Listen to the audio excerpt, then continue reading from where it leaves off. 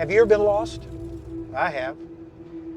I was deer hunting in South Arkansas in the middle of a huge pine forest, and I became lost. Didn't know where I was. I stumbled around in circles. I was aimless. I didn't know where I was. I kept trying to get my bearings, and after several hours, the sun started going down, and truth be known, I became afraid, and panic was beginning to set in. Finally, I stumbled out on a logging road, and I instantly knew where I was and breathed a sigh of relief. When you're lost, what do you need? Well, I needed a compass, a GPS. I needed someone who knew where I was and who could give me directions on how to get out of there.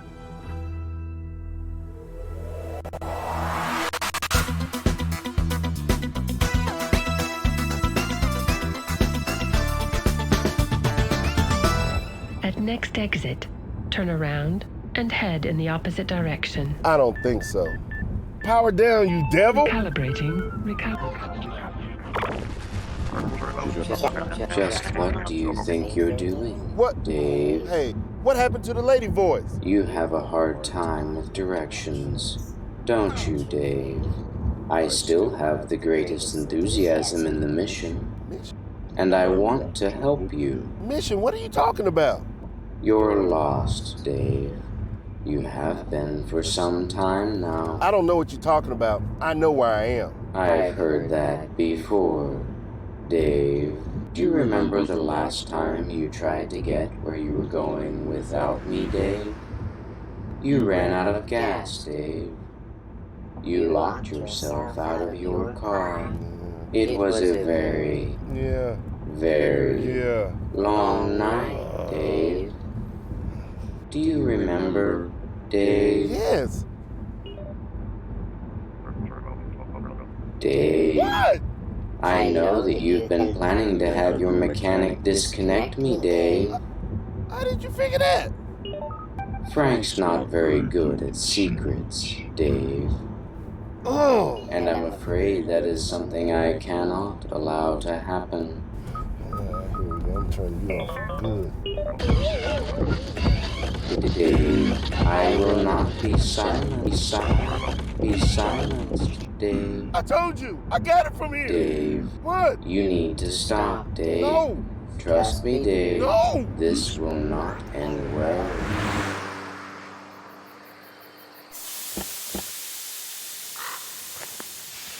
Dave, I think your phone's in here too, Dave. But I will keep you company.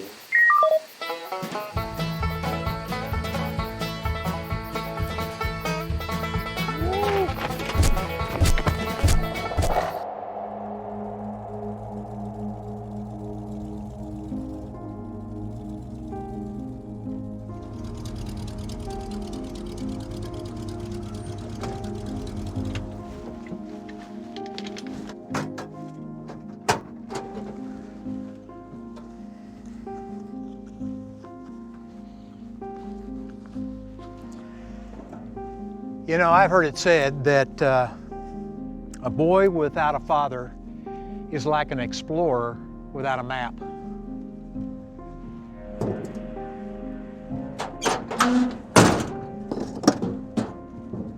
There are a lot of guys like that, even though they had fathers. They're like those boys. They're lost. They're aimless. They're wandering. They don't have the foggiest idea what God's plan is, what His direction is for their lives, and they don't know what to do.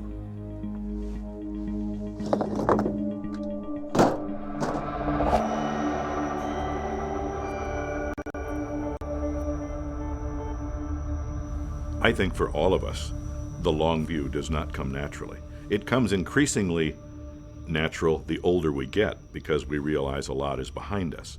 But when we're young, we're just living for the moment. We're living for the day. We're doing what we're doing right smack in front of us.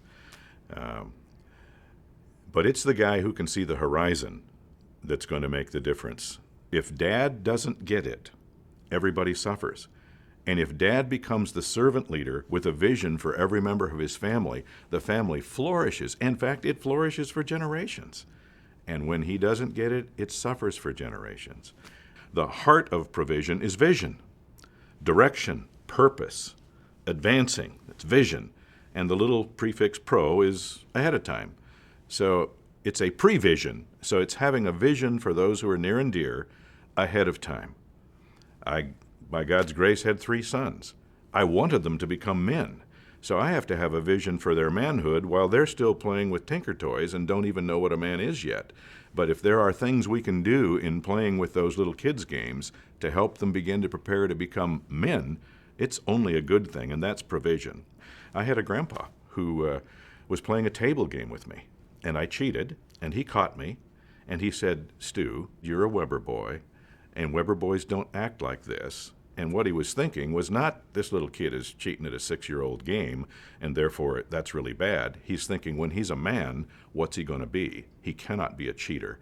And so I need to provide for him a vision for who he is ahead of time. That's the heart of provision.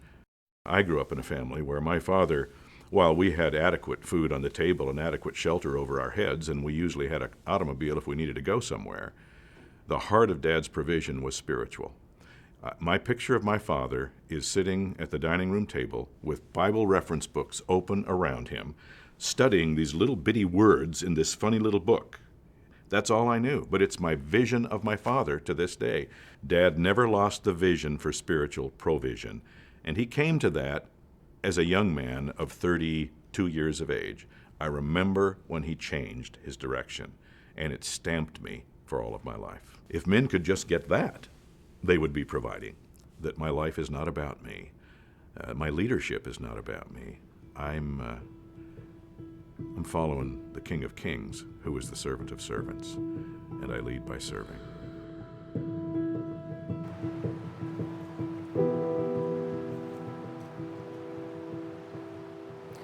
As I'm looking out over the water, I can kind of get a feel for what I'm going to be fishing with. Oh, the sound of the water even sounds relaxing. Tango, doesn't it? What do you think? But I think a lot of things that take place out here require a little bit of preparation. And a lot of people don't understand the importance of that preparation. So part of the preparation is make sure I have the proper flies so that whenever I determine the right imitation I want to use, I can put it on. And oftentimes it is overlooked. You just get in a hurry to get to the place you want to fish and just start casting, and it isn't near as productive as it would be as if you took your time. Prepared ahead of time and observed the situation. Like a good Boy Scout, you gotta always be prepared. Have all your little gadgets. So after the observation, determine what fly. And there's so many different flies to use. My goodness. I think half of these flies I've used once, maybe twice, some not at all. Try to figure out what fish we're going to eat today. That's always the tough task. So let's go with this one. No, not that one. Let's try this one. That one looks good. That fly might work. We'll give it a shot. We got fish. We're coming. Tango. You gonna go catch a fish? There we go. Nice cast right there. In behind that brush. Good. A man's vision for himself and for his family has to be shaped by his understanding of the purpose for which he was created. If you don't get that, then your vision is no more than a self-serving desire. When we talk about vision, oftentimes what we mean is a dream, a hope, what I really want. And so I'm a man of vision if I make a decision about the brass ring that I want to pursue and I go after that brass ring. I think our vision has to be shaped by the purpose for which we were created. David said, I'd rather be a doorkeeper in the house of the Lord. You know, it's okay to be a doorkeeper in the house of the Lord. And so most guys, when they start talking about vision and their unique place and so on and so forth, what they mean is, you know, how do I get to be something more than a doorkeeper? You started on the wrong foot already. I don't need to be unique. I don't need to be recognized. I don't need to be praised. I don't need to be known. My desire is to make Christ known. That's my desire.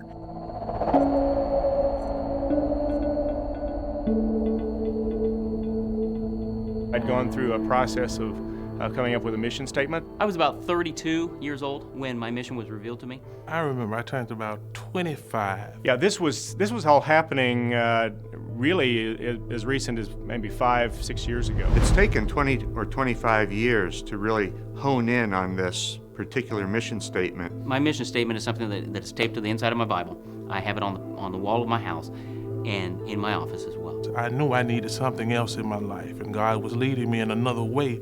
I didn't know it at the time. Write a mission statement. And I tried to do that, and it became very large and cumbersome. I was seeking to become more effective at my day-to-day life. How will it impact my son when I'm gone? It's not something I created. It's something that was revealed to me because it's who I am. But I knew that it was my responsibility as a man of God. God has given me a clear vision as a man to call other people up. To glorify God by living a life that only makes sense in light of eternity. To follow and please Jesus in my life and in my marriage, and help others do the same. To facilitate growth in organizations and individuals. Before I had that clear vision of what God really wanted me to do, my responses would look totally different than the way they are now. Raising my boys who are now, young men, I'm building into their life. I would say the change really is about thinking about what lasts for eternity.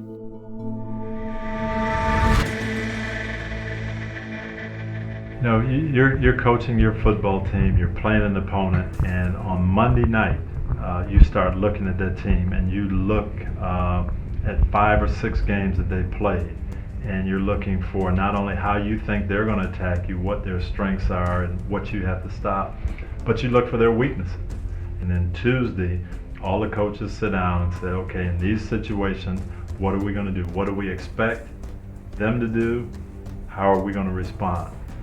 First down, second down, third down, first quarter, second quarter, if we're ahead, if we're behind. Every situation that you can think of, and we've got a big chalkboard all around the room that you write stuff down and plan it out to the minute. And then on Wednesday, you practice all those situations. You go over it, you've got the manual that you're going to give to the team. Here's what we think about these guys. Here's their strengths. Here's their weaknesses. Here's what we expect. Here's how we're going to attack. Now we've got 3 days, Wednesday, Thursday, and Friday, that we're going to practice all these situations.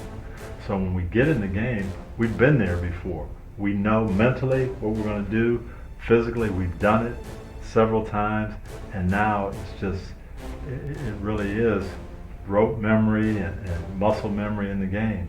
We're not reacting, we're responding.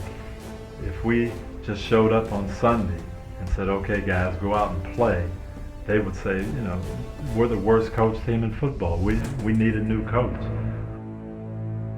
You would think that being disciplined, being precise, being ready to sacrifice, having team goals, all the things that it takes to be successful on the football field, that would automatically transfer over, and we'd see those same things and you'd apply them to life. But it doesn't really happen. So many men look at it differently, whether it's football or any other job. Here's my job, here's my life, and it's separate. And we do things with our life that we wouldn't dream of doing on the football field. Being unprepared and not ready to go. I mean, there's no NFL player in the world that is going to go out there without reading his game plan and studying his game plan. There's nobody that's going to go out there and play without their equipment, without their helmet or their shoulder pads. But in life, we'll do that. We won't read the game plan. We'll go out totally unprotected and just say, well, whatever happens, it happens. And if you approach your life like this, if you approach your finances like that, or your marriage, or your spiritual life, just show up on game day and let's wing it. You can't afford to do that. You got to plan the same way and anticipate, be ready, research, all those things. That's what makes a winning team. And they do it. We see it in sports. We got to transfer that over to life. I would try to point out and show guys good examples of ex-players in our community. Hey, here's this guy, here's what he did when he was in your position, here's where he is now. Here's the negative side of it. Here's a guy you're familiar with, and here's what happened to him. He didn't plan, didn't take care of business, he bought cars, he spent money, and here's where he is now. Where do you want to end up? You know, you can control where you're going and try to paint that picture with other people's lives. What I found is so many guys, when you did start talking about life and developing as a person, they would eat it up because they haven't had a lot of that. And they do want to do the right thing, but not always sure how. It's time to recognize another inductee into the Unmanly Hall of Fame.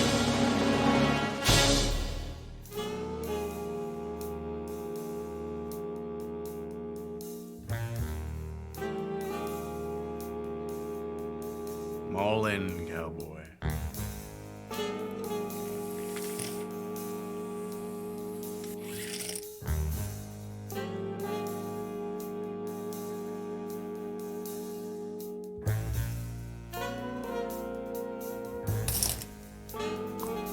I'll raise you one.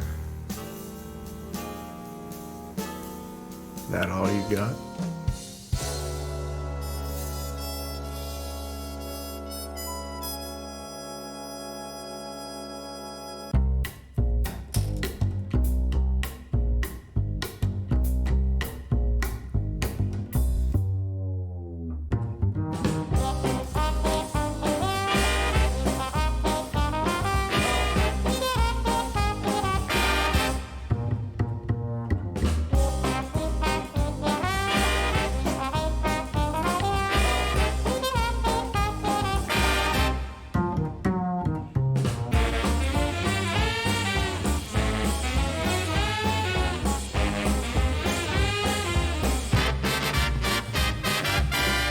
Call it.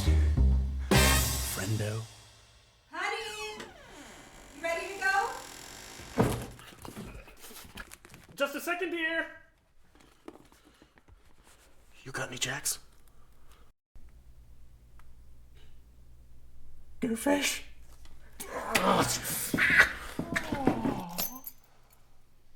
Who's your daddy? Who's your daddy? Who's your daddy? William, put the keys down. Get out of those silly clothes. Congratulations, William Crowell and Steve Kemp, for taking the vision out of provision and risking everything on a couple of jacks. We salute you both as the newest members of the Unmanly Hall of Fame.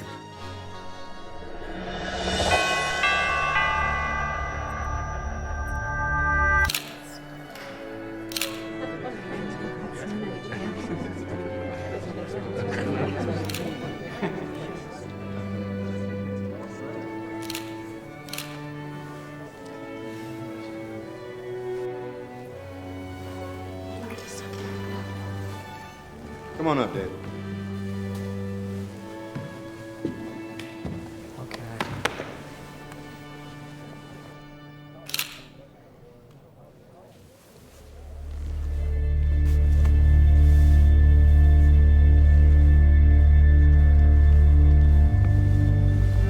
Grimsman, ready? Come on up.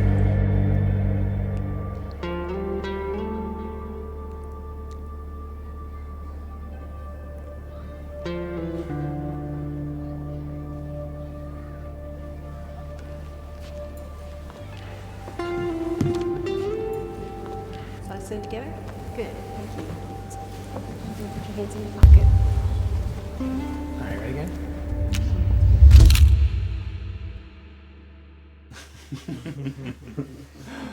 You alright, Tyler? You don't look so good, man. You look like you're a puke. Nah, man, I'm good. Yeah, man, don't start freaking out on us now.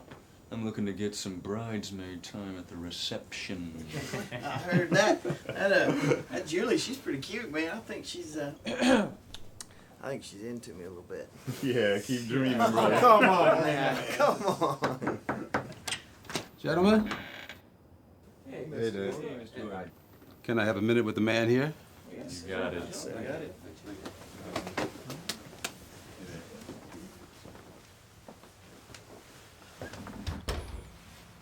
So, how you doing? I'm fine. Something with Sarah?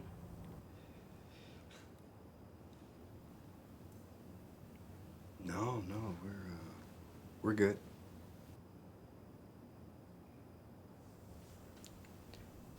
It's just it's probably just jitters, right? I mean, everybody has jitters, don't they? Yeah, I had jitters. It's just that I don't want to mess this up. What, the ceremony? No.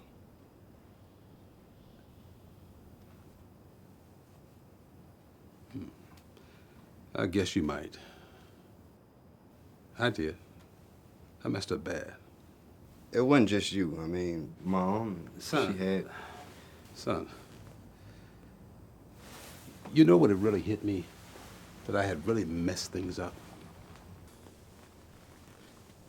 You were 3 for 3. You had a winning run with the hit to left. You remember that? Oh, yeah, I remember that. And when the game was over, I went down to the dugout. Russ, your mom were there. They were handing out sodas. And I thought, should have been me. Should have been me. Truth is,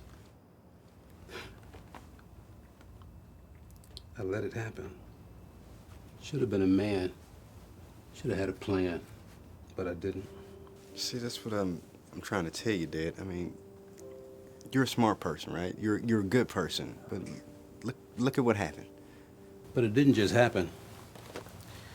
It happened in part because I didn't have a plan to keep it from happening. And honestly, I didn't even know I needed a plan until it was too late. See, that's the thing. I don't feel like I have a plan. You and Sarah, you went to that weekend to remember marriage thing, right? Yeah. And you both committed to Christ, right? We are. So you're praying together. You're going to church together. You're off to a good start. You and her are light years ahead of your mom and me when we got married. But I've seen people in church get divorced, and I just can't help but what if I mess up? Well, you're going to mess up. And you're going to have those days where you feel like you made a huge mistake. That's very reassuring, thank you. I appreciate that. Listen, when those days come, you call me. You've got a good foundation, and you're headed in the right direction. And that's a good start. But, son, what if... Son, it's a walk of faith. And you guys can do this. Russ, your mom, and I will be there to help you. Cheer you on. Tyler, they want us to get lined up.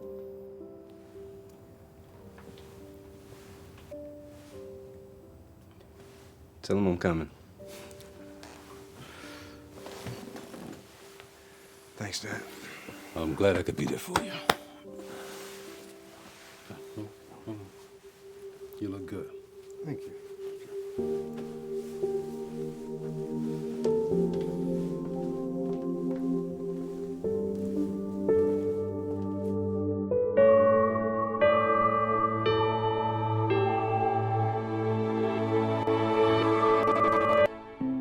So on Thanksgiving morning, 2009, I woke up a little bit later than Lauren. Lauren had been in the kitchen kind of preparing breakfast and some dishes to take to our in-laws. We were going to do Thanksgiving dinner with her parents. They lived just a few blocks from us. And so I got up and poured myself a cup of coffee and then asked Lauren if I could do anything to help. And she said I could feed Nora, our youngest daughter. I could just hear the normal sounds of like a normal morning, and could hear the kids playing, could hear the TV humming. All of a sudden I hear just this crash that interrupts just the normal sounds, and I'm just waiting to hear Matt say, "Don't worry about it, Lauren, I got it." Waiting to hear something, and the only thing that kind of breaks the silence is Audrey saying, Dad, are you okay? I see Matt on the floor just in a grand mal seizure, just his whole body shaking. So the EMTs get him on the gurney and they take him to the ambulance, and just he kind of looks at me, but kind of looks through me. There's no recognition in his eyes when he looks at me, and I'm just wondering, is this what my lot? Am I gonna have a husband who will no longer know who I am, that for the rest of my life? You know, I don't know how long this is gonna last, the effect of whatever just happened. So really where I pick back up is post-CT scan. To this point in my life, like there just had never been a lot of bad news. I mean, I've definitely walked through difficult seasons of life, but no one in my family has cancer. Some people who had seen the scan said that it looked like it was just gonna be like some sort of low-grade glioma, and they were gonna have to watch it, and I was probably gonna have to be on anti-seizure meds. And so going into Tuesday, my expectation is to hear those kind of things. And so we walk into Barnett's office, sit down, he pulls up that scan, and I mean, very quickly says, this looks bad. This will kill you. The question now is when. I mean, I felt like I got punched in the soul. That was the first time maybe in my life that it felt like the floor dropped out from underneath me. I asked the question, what's the prognosis? And he said 2 to 3 years. So I think more than anything, the prognosis is what just, felt like a kick to the stomach. I shed some tears and then geared up. I mean, I don't know how else to explain it. I just felt like I shed some tears, and then we were like, okay, let's see what the Lord's gonna do. What the Lord stirred up and showed me is that I had some idolatry in my life, and I had some confidence in me in my life that ultimately is the kind of idolatry that you would never get in trouble for. That I really believed that my kids were gonna know and love the Lord, not because He was gracious and merciful to them, but that I trained them in it.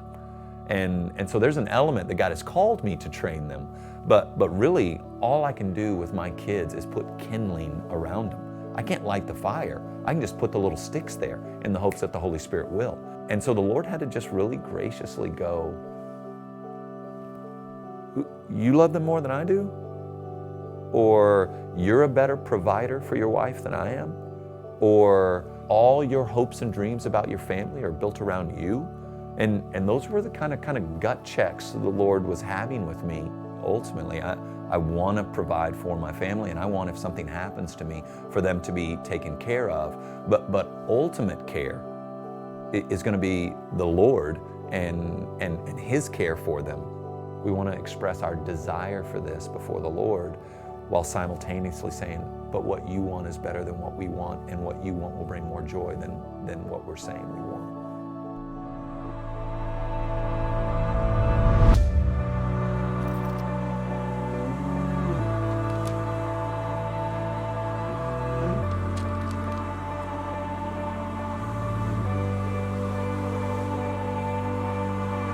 With upright heart. With upright heart. With upright heart.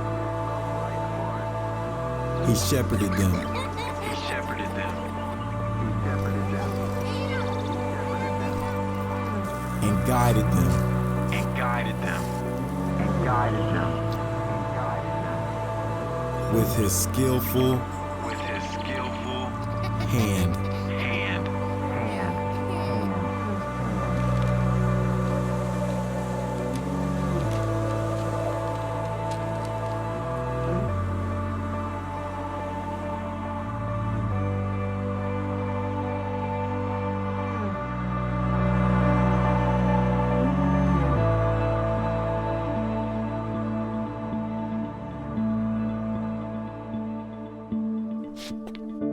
Most guys I know don't have a long view of life.